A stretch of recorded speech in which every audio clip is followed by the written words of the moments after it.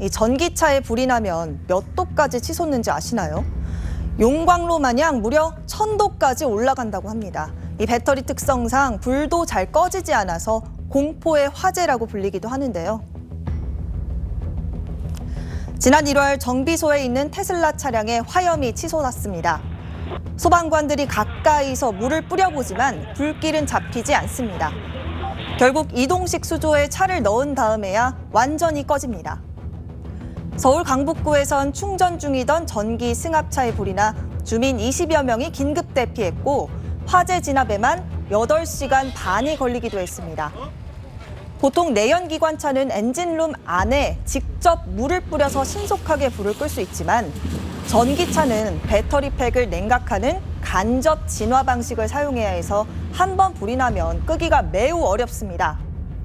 이런 전기차 화재는 지난 2020년부터 모두 121건 발생했는데 원인을 알 수 없는 37건을 제외하고선 배터리팩 결함 등 전기적 요인으로 불이 난 경우가 29건으로 가장 많았습니다.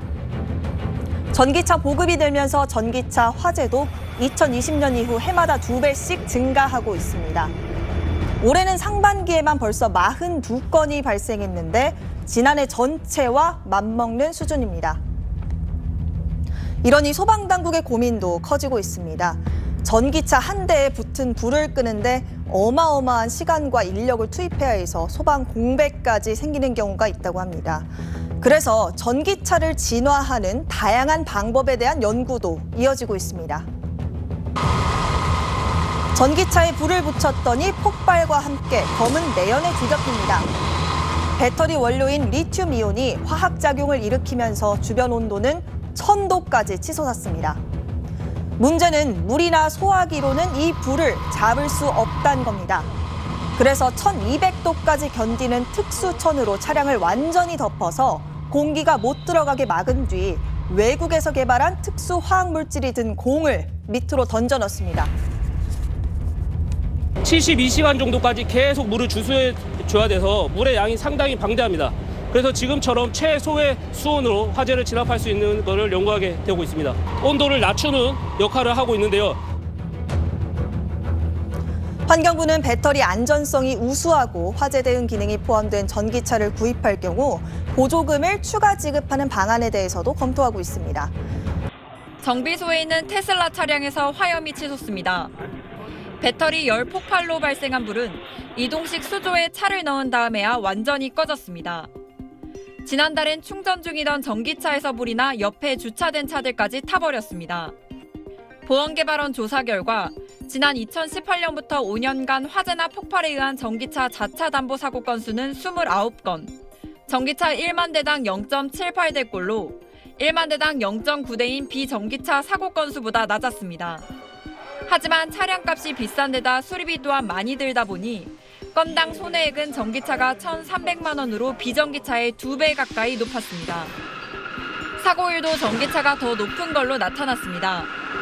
지난해 기준 전기차 사고율은 17.2%로 비전기차보다 약 2%포인트 더 높았는데 연비가 좋은 전기차의 연간 주행거리가 평균 5,000km 더 많은 게 영향을 미친 걸로 분석됩니다. 특히 사람이나 자전거와 부딪히는 교통사고는 비전기차보다 1.5배 많이 발생했습니다.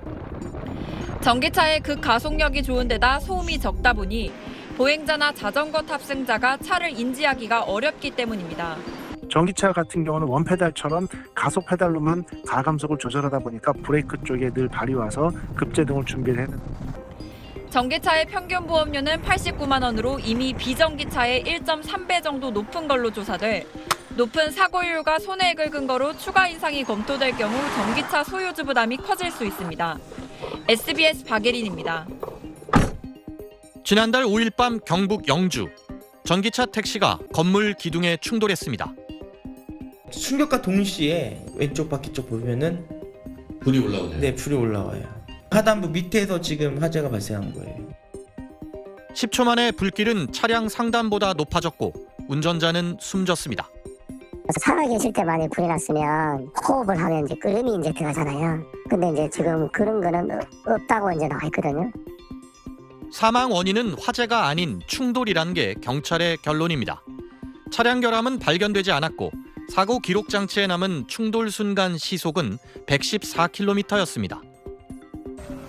지난해 6월 남해고속도로에선 전기차가 요금소 충격 흡수대에 충돌한 뒤 불이 났습니다.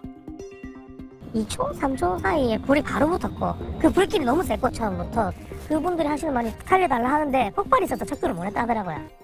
경찰 관계자는 이 사고도 희생자들의 사인은 충돌이었고 충돌 순간 시속 96km였다고 조사 결과를 전했습니다.